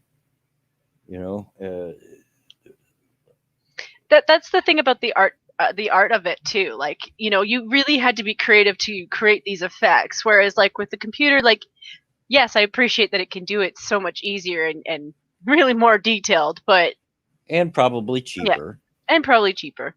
Yeah. But I can still appreciate the old school. It's like I said with it's one of those things with Disney. Like I stopped watching Disney after they stopped painting their movies. Yeah. You know, it was just one of those things where like it's not that I dislike the new style. I just wish they'd kept both. Yeah. I haven't watched the number one. I haven't watched the Dark Mhm, Crystal series on Netflix, which is odd because I mhm. really love the original movie. We've Me got it too. here. Me too. We've got a copy of it. I Yeah. love the Dark Crystal series. Always have from the time it came out, and we went and seen it at the movies. My wife and I, and the kids at the time when it came out, uh, way back when. Uh, but sometimes you're watching them and you forget you're watching a puppet Hmm. because it was just so well done. You know, all of it. You just put yourself in their world, like you can imagine yourself being there. Yeah, that whole Muppet. He was just a genius. Hmm. He was, you know, and hard to believe it all started on Sesame Street. Well, that's at least what got him noticed. Sesame Street. But Yeah, and look at where that one went. We don't know if the puppets are gay. They're puppets. yeah, there can't be gay or straight or They anything. They're can puppets. they can only be what you give them dialogue for. Yeah, Grandpa Pete. Yeah, I agree. And that's what I was saying. Practical effects are better. I think they look much better if they're well done. Now, there are bad practical effects. Don't get Hmm. me wrong. Yeah. You know, uh, but if a movie's got good practical effects on it, and there are a lot of them out there, they hold up even well today and look better because CGI still is not to the point yet where you can't tell it's CGI. It's getting close, Yeah. but you can still tell. You can still see it, and it almost and yeah, you can tell practical effects when that it's fake sometimes too. That's not my point. The point is CGI seems different when it's noticeable. It just really takes you out of it Hmm. because it just has that. Fake feel. Yeah, Like it's like when I'm playing a video game, I expect it to be that kind of cartoony. yeah. But in a movie that's supposed to be serious, if I get something thrown like that at me, I'm like, oh, okay, sure, Yeah. all right. Grilling Pirate Pieces. Henson actually started with puppets on the Soupy Sales show. I didn't know that, Grilling Pirate Pete. Thanks for telling me something I didn't know. And I certainly remember Soupy Sales. I certainly remember Soupy Sales, but he really didn't get popular off that, though, did he? I mean, because I do not remember him being in the public consciousness until Sesame Street with the Muppets. Uh, Soupy Sales, I think there's a famous. You can look it up on YouTube. There's a famous clip where Soupy Ah, Sales was it was an American TV show, and it was kind of pointed at kids, you know, but it was I'm I'm reminiscing because that would have been such a great collab if we could have had George Lucas and that guy make a movie together. yeah. I'm It just was, saying they would have been they could have made something magical. but Soupy Sales was kind of a kids show. And it was very popular. Soupy Sales was the character that the guy played, and that's the name he went by. As far as I know, he's still called Soupy Sales. If he's even still alive, probably not by this point. But and it was silly, there was pies in the face and stuff. And one of the things, part of the shows, was someone would knock on the door and you open the door and it'd be somebody different, at the door. Or sometimes it would just be a hand that come through that would slam a cream pie in his face, and that was the stick. Well, one time they pulled a trick on him and they had a, a stripper, a naked stripper on the other side of the door. Now, of course, they couldn't show it on the air because this was the days of live television, but it was recorded. They did have a camera that was recording it. But on the air, you could see his reactions like, oh my, hold. You can look it up on YouTube. I know it's on YouTube because I've seen it, but go over it's hilarious to watch how this old TV personality handled this joke. um, Grilled Pirate P says CGI is sometimes too close with the Mhm. uncanny valley effect. Yeah, there's that too. Off just enough for the brain to know something is wrong. A lot of people feel it's worse than bad CGI. Yeah, and that you said it better than I did. What I was trying to get across. Compared to practical effects, CGI, there's just that enough of that difference that you your brain tells you this isn't real, Mhm. but it's so close to real that it does give you that uncanny valley effect, which Mhm. then of course will make you feel uncomfortable. Well, And it's like another example in recent times is literally the Lords of the Rings, because they did both so well. Like they included both so that they would work, yeah, you know, and that's what made it so popular with people. Even if you didn't really care for the franchise, or you could see why it works so well, and they still do it. They are still capable of doing it. Yeah, I just like more of it. Grilled by Pizza Soupy Sales was a kids show that was really for adults, and that's absolutely true. And it was very akin to Pee Wee Herman stage shows. It had that kind of feel. He wasn't a childish character. He was funny. Soupy Sales was funny, um, but he wasn't a childish character like Pee Wee Herman. But like visits to his house and mail and this that. It had that Pee Wee Herman feel to it. That kind of show. Um, but it's old. I mean, it's old. I pretty sure every episode was black and white. So that's how old we're talking. Uh, See, if I remember them, they were reruns. Because the thing is a lot of the TV shows up here were your reruns. you know, That's um, okay though. I don't always know if I know the same ones, because which is funny because through the 80s and 90s, especially, and probably still today, but especially through the 80s and 90s, a lot of our American TV shows were filmed in Canada because it was cheaper. mhm. Toronto, in particular, Yep. they would film in Toronto and say it was LA. Uh, but a lot of our popular, You know how you know it's different though? uh Much cleaner. yeah, Mhm. a lot of our popular TV series of that time were filmed in Canada. Highlander, the TV series, was filmed in Canada. It was partially filmed in France as well, but Sorry, that uh, was snarky Canadian. there was a Forever Night. If anybody remembers that show, oh, great Mhm. show. Was filmed in Canada. Um, a lot of them, just a lot of Yeah, them. we had a huge film market up here too, and we do still have it, especially out here, because we have a lot of open prairie everywhere. So like, and yeah, like I said, there's been a lot. River Runs Through This came up here. Um, my dad actually met Brad Pitt and Anthony Hopkins because he helped them make weapons for the movie because of the bear. It's, Chat's coming out. Stargate SG-1 was filmed in Canada. You say Hmm. and Grilling Pirate Pete, yeah, Forever Night Vampire Detective, yeah, excellent show, loved it. Hated the last episode, hated the way it ended, Yeah, absolutely hated it, which I often do with TV shows that I like.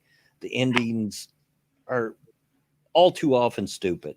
that was another I hate it. show that came up here that didn't last, and it was called Black Fox. I don't know if you remember it at all. It doesn't sound familiar. I have to look that one up because it was supposed to be huge, and then they canceled it for some stupid reason.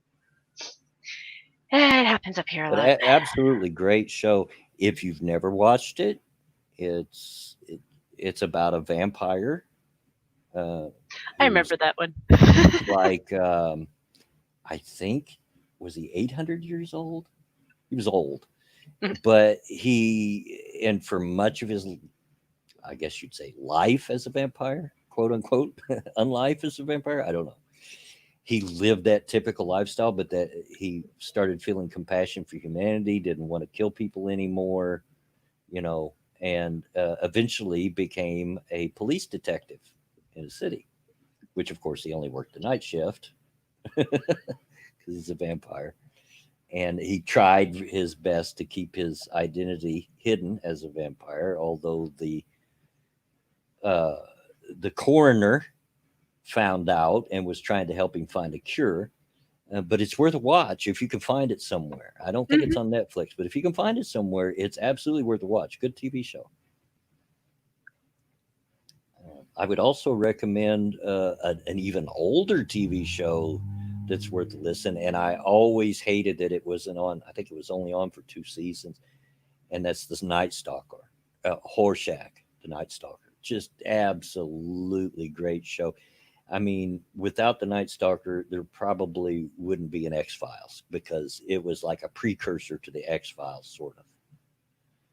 And it was all about this reporter at a cheap newspaper that always seemed to stumble onto stories of the supernatural, but no one ever seen it. Just like in X Files, Mulder was always the only one that seen the supernatural part, and his partner never seen that. Was always off doing something else or not looking that direction. Well, the same thing happened with Horshack. He was the only one that actually seen the supernatural part of it. Nobody ever believed him, you know. So he had to figure out a way how to write these news stories about these murders and crimes that, you know. Uh, yeah, uh, if you've never seen that one, and if you can find it somewhere, watch it. Very good show.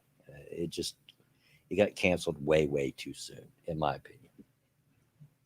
Yeah, I found a lot of the really good ones did, and I never really got why they did, because you would think they were making money, but Yeah. Well, it seemed to happen to a lot of shows that I really liked. There was a TV show, and this is on Netflix, called Jericho, that I really liked. I really liked it. It was the basis of it was uh, the bomb is dropped. mm, Somebody's nuked us. And Jericho is a small town out in Nebraska or somewhere. I don't remember exactly where, but way out there, somewhere. And it's about how that group of people survive after the bomb drops. And unfortunately, just as so often is the case, the ending was crap. It made no mm, sense, and it was crap. But it had some really good actors. Gerald McCraney. I can't remember his name, but the black actor that played on The Walking Dead, uh, that played oh the guy that carried the staff all the time. If you watch The Walking Dead, can't remember his Morgan played Morgan. He was on it. A lot of great actors. Uh, there was also a TV show, and I cannot, the name's not coming to me right now, but it was another post apocalyptic. Um, but what had, it wasn't a zombie thing. It was like something happened and all the technology failed, all mm. electrical power and everything failed. And I cannot remember the name of that movie, or not movie, but TV series. And it only lasted a couple of seasons. Um, Heroes. Yeah. Everybody remembers Heroes. Hmm. It ended way too short, and it ended stupid. Gosh, it ended so stupid, And of course, they had ruined that by the end of the series when they made Siler almost, unbeatable. But I was a huge fan of Heroes. When they debuffed Peter's powers, which that's why Siler worked, because Peter could match up with Siler.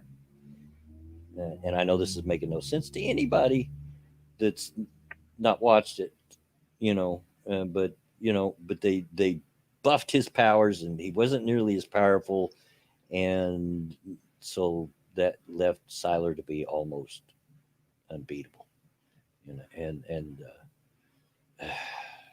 Yeah, they don't really understand the Mary Sue concept, and I know it's not Mary Sue when it's a dude. I think it's Gary Stu or something like that. But they really don't understand why that really like people don't find that interesting. You know? Yeah.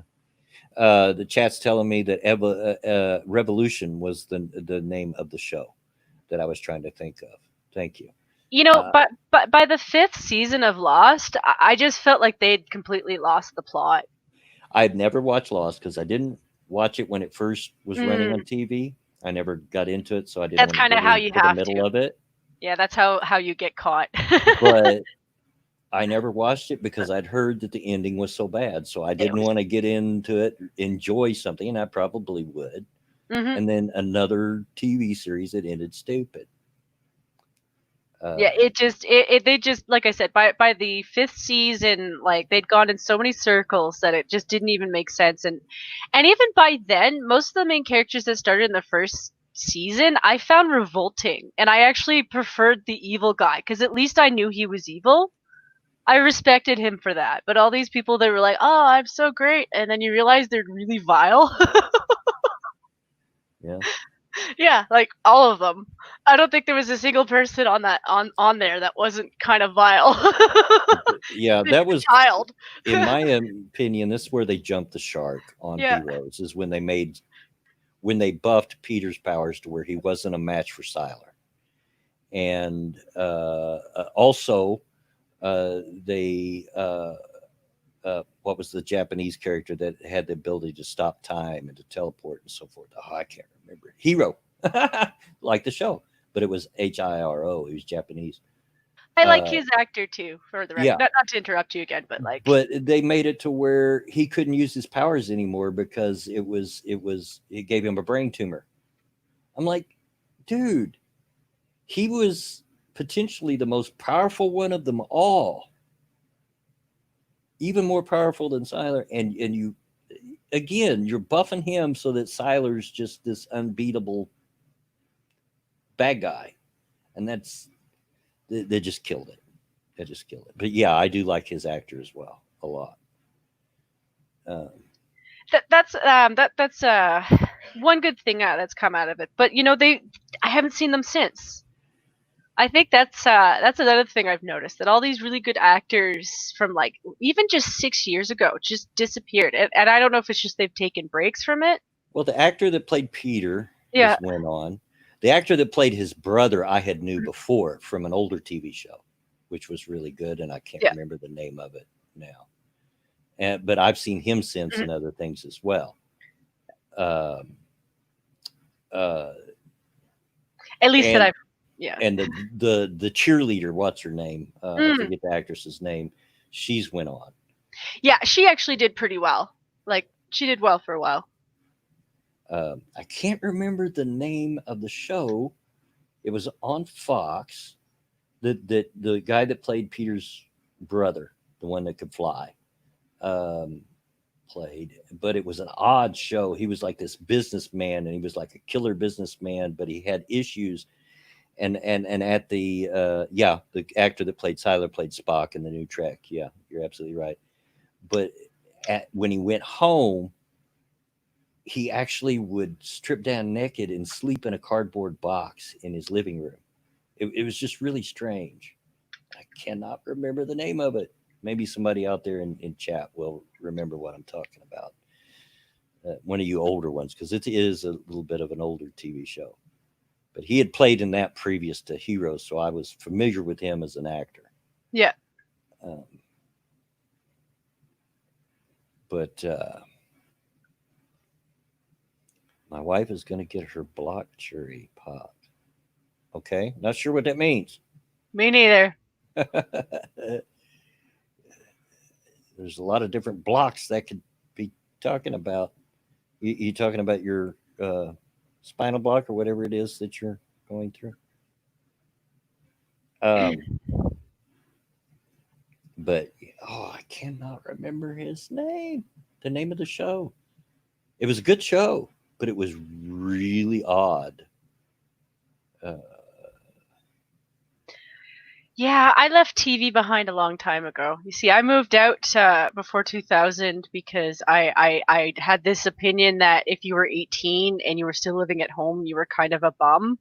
Mm-hmm. I was very naive that way because my parents really didn't have a problem with me staying. It's just I think that between them and my family, we have very different personalities, so we're kind of better off not like all together for long periods of time.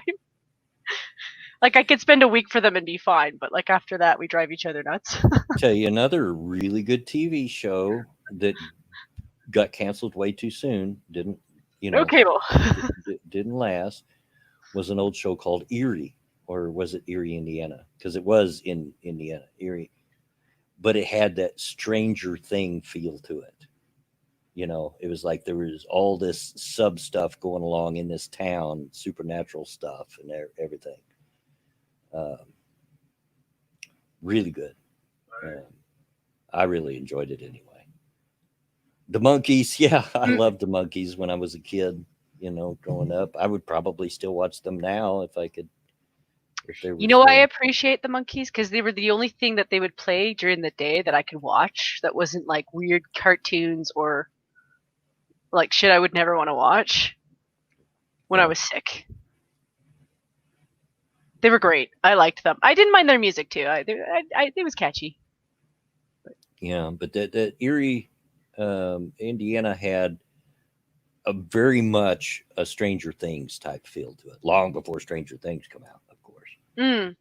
You know, but it is that kind of feel to it. It was just really good. Well, you have to remember, Bloodwing, that humanity didn't start before 2016. Yeah, yeah, yeah. And I'm a big fan of Stranger Things. I love the Stranger Things series. I do. I've not watched all of it yet.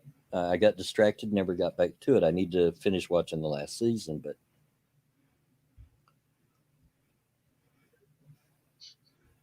big fan of it, and not to mention the fact that it's supposed to take place in my state, in Indiana. And matter of fact, not far from my city. There's an episode where the one boy goes and visits his father in Indianapolis, and the background looks like he's in Indianapolis. I know areas that look like that. So yeah, Amazing Stories was good. Tales from the Dark Side was another good show. Uh, as you can tell, I really like the oddball supernatural type Twilight Zone kind of stuff. Prophet, thank you, Grill and Pirate Pete by Adrian Pastar. Yeah, yeah, Prophet. Prophet was the show I was trying to think of. And yes, he also played in Agents of Shield after um, uh, Heroes. Um, but yeah, Prophet was an odd show. It was good. It was really good, but man, it was odd. Uh, Sorry, my brother was asking me questions. but that seems to happen to me. Shows that I get into and really enjoy that fit my tastes tend to get canceled after a season or two. Maybe it's because I just have such eclectic tastes. I don't know. No, I think it's something to appreciate that what we had we've already had was actually really good. So Yeah. and it's just also like the stuff coming out recently. It's just so many times it's been hyped up, and then so many people are just disappointed. And I feel like people are at the point where they don't really want to waste their time on it anymore. So I don't doubt people are looking to stuff in the past where it was like, yeah, I remember this being really good. I remember the stuff they did to make it, and I remember the creativity, the thought, the stories, thought out characters. Maybe someone will get a clue. Yeah, there's another series that I liked Hmm. called Haven, Hmm. which was very supernatural. In fact, it was based on and you would see it come out every once in a while on stories from Stephen King, and it was based on a short story from Stephen King that had a title something like whatever happened to the Minnesota Kid or something like that. But yeah, very odd show, Hmm. very supernatural, but I liked it. Um,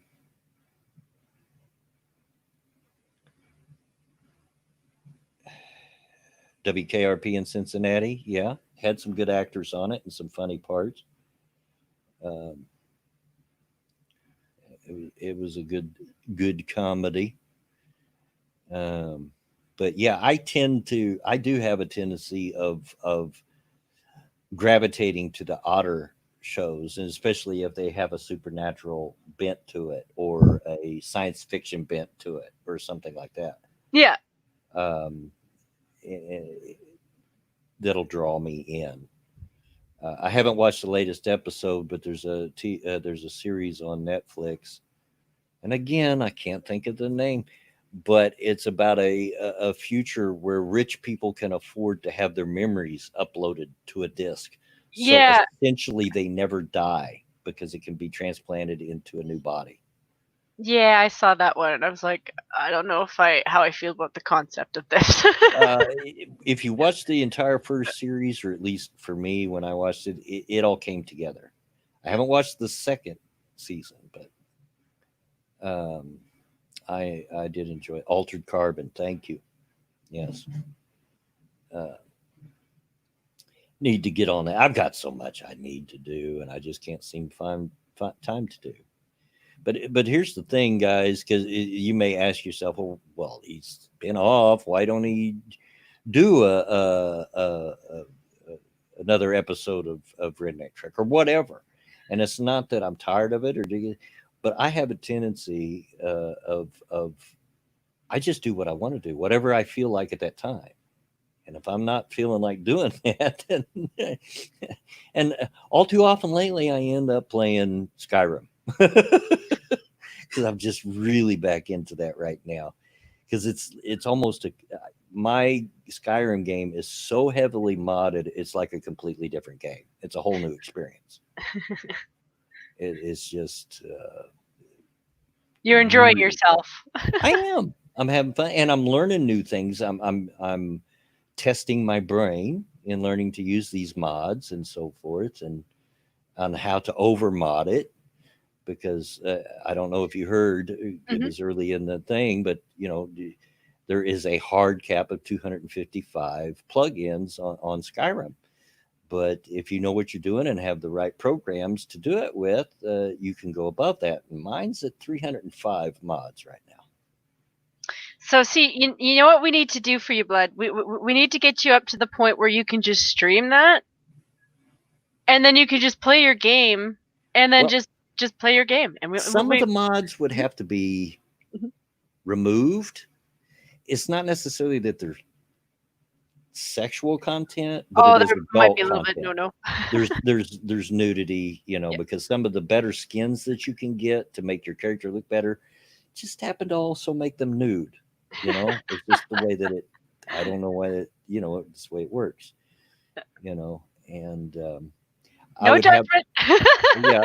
Well, it's not necessarily that I want the nudity; it's that they're the better looking skins. Yeah, they give you more realism and Yeah, no, and I'm like I said, no judgment. but It's and one of there are those things where like if D Live wasn't shit because they sold out to the Chinese, I'd be like, well, you could do it on D Live, but they sold out to the Chinese, so I'm yeah. sorry. And some of the mods I would have to download the safe for work version, which they do make. Like one of the mods I use is called uh, it's a relationship mod, and you've played Skyrim, right? Not me particularly, but Okay. I've seen other Well, people play it. with the relationship mod, it actually adds a whole bunch of little mini quests with the people that you meet, in that you can become their boyfriend or girlfriend or whatever. But it's got quests that go along with it. It's very interesting. And there's two versions. There's a suitable for work and a not suitable for work. The suitable for work, when it comes to the time of doing the deed, if you will, it fades to black and then comes back afterwards, right? Well, Yeah, yeah. The not suitable for work version Goes through doesn't everything. fade to black. Yeah, yeah. So, and hey, I'm an I adult. actually can appreciate for different reasons because I was of the mind that if YouTube didn't suck like that, I would have done that with The Sims because there's a couple of naughty Sims mods that I downloaded for the fun of it just to see what they were about. And so I set the town up so that they would just randomly have sex with each other in every building everywhere. And so Well, you'd just be walking around and all of a sudden they just start doing it and everybody starts like losing their minds because they're like either cheering for it or they're horrified. I had to do some tweaking. I've got one of the mods that I have. One of the mods I have is a fertility mod, so it makes it where if you have sex, there is a risk that there will be a pregnancy involved, and they'll have a kid. And what I didn't notice when I first set it up is by default it has clicked on there where it will just randomly impregnate different characters even without them having sex. It just randomly impregnates them. And I was going through like the main towns, like Whiterun and all that, and there's like every other female in the town is pregnant or carrying a kid. Like, oh my gosh, what's going on here?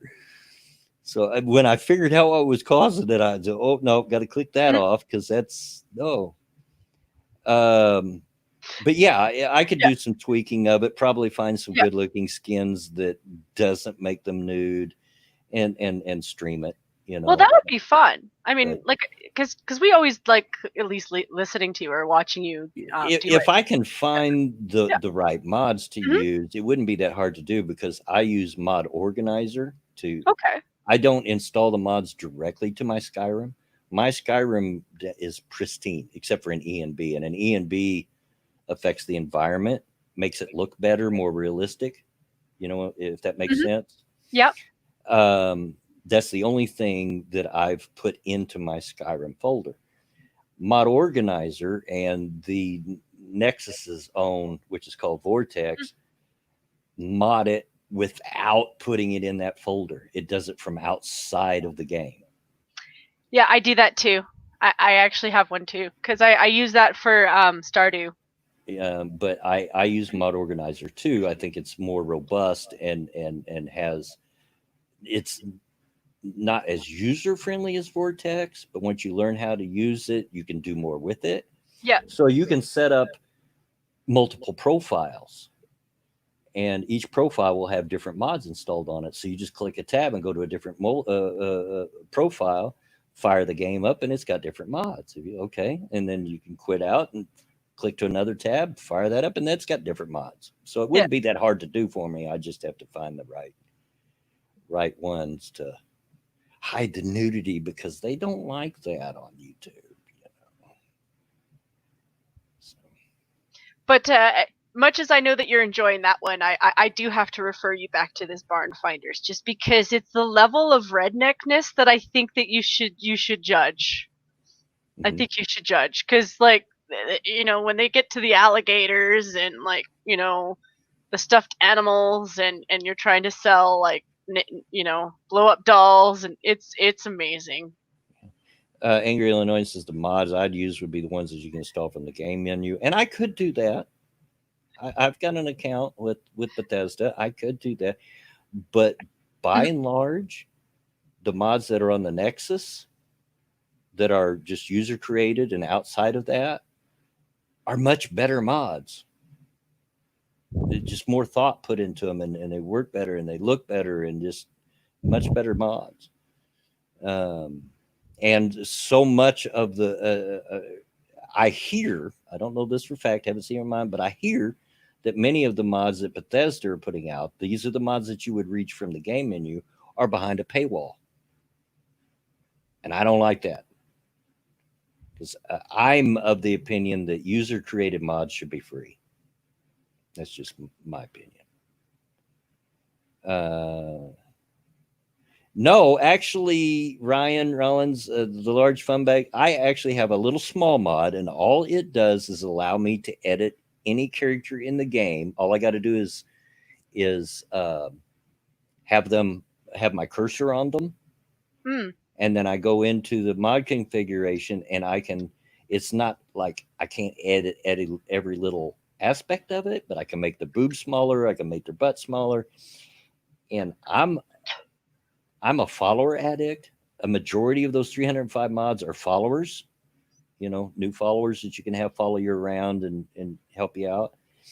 And no, I know you're joking. I didn't take offense. I'm not getting defensive. Um, and I have a tendency, and unfortunately, it's like 90% of these people that make these followers, they're good followers in that they work well and they do good things. Mhm. But it's like they're all either anime fans or ridiculously huge boobs and butts. Yeah. Just ridiculously huge. So I'll download them, put them in my game, and then I'll use that program to make their boobs and butts much, much smaller. Because I just know. I'm not against big boobs, but I'm on the other end of the train, on the little bitty, you know what, committee. I, I prefer smaller boobs personally. That's just me. Um, just do. Yeah, that is no shade. And the thing is a lot of ladies need to understand that and stop throwing shade at us ladies who are kind of either in between or above, because And I'm not I'm all men like that. I'm much more a butt man than I am a boob man. Yeah. The size of your boobs just isn't that big a factor to me. Now, how good your butt looks, now that's a different story. Uh, but yeah, I have to fix up so many of them that I download and like cut their boob size down by half. I mean, it's just that ridiculous when you've got these huge blimps of boobs that are like down to their waist. Like no, no. Let's cut that back to a C cup maybe, because it just looks ridiculously stupid to me. And I know a lot of people like that, and they like that anime crap, which I don't. But good I on don't you if that's what you like, but I don't. I don't mind it, but if it's like spammed everywhere, I would be irritated with it too. Oh, it's just everywhere. You just can't Yeah. hardly find a follower. And that's one of the reasons I want to learn to make my own followers, because I know there's got to be a market for the more realistic looking followers out there. There has to be. And because I There see comments on people on these ones with the really big boobs, like, oh, great, another mod with super big boobs and butts. Yeah. Yeah, I don't doubt that you're right, cuz like that's the thing, like it would be one thing if you were on a server that's specific to anime and doing that. Hmm. I wouldn't have a problem if they had like groups of servers like with that in mind and did their own thing with that. My brother does that with different games. Like he did a lot of like Second Life and designing like worlds for people through it. Oh, I done my turn at Second Life. So like I see people, like I can understand people doing that with like Skyrim, like okay, this is our server and this is what we've done, and these are the type of people we'd like in here. You know, because like yeah, there are people like you who would like to see realism, because there are people who like that little bit of, because Skyrim is still a little bit of a cartoon, but they want a Yeah. realistic cartoon. You want more like a Marvel, not Yeah. necessarily I Marvel. don't want to see some chick out there trying to swing a sword with boobs so impossibly Yeah, large that she couldn't possibly put her hands together to hold the sword. yeah, like there's I don't. Yeah, yeah, absolutely. If you could do that, I would do it, because there's definitely a market for that. Because there's people who don't like anime, Oh, I hate anime. who actually resent it because of I that. hate it. Like there are people who resent it because of that. And as an anime fan, I would rather have a server that's set up for that, And because then and you're in more of a role playing mind place anyway if you do that. and don't get me wrong. Yeah. Don't get me wrong. I'm not in judgment of people that love anime, because I know a lot of. I know Alex loves anime. Mhm.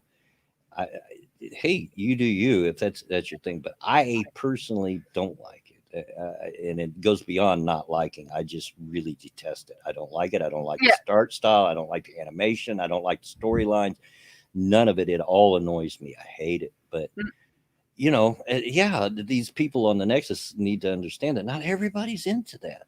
Yeah. And I know I see comments, so I know there's a market for it. Maybe not a huge market, but there's a market for it. But yeah, that's one of the reasons I want to learn to start making my own followers to make more realistic looking followers. Yeah. And it's hard to find male followers. They're all female. They're all female. Of course. And the Yeah. game And itself, the base if game they were itself male, does they're probably close to being trans anyway. the Sorry. base game itself does that to you as well. You can get followers in the base game. That's where it started. But there's only like 2 male followers and like 10 female. Legit question for you though. Uh-huh. Are there any fairies? Because I do not doubt that furries have invaded too.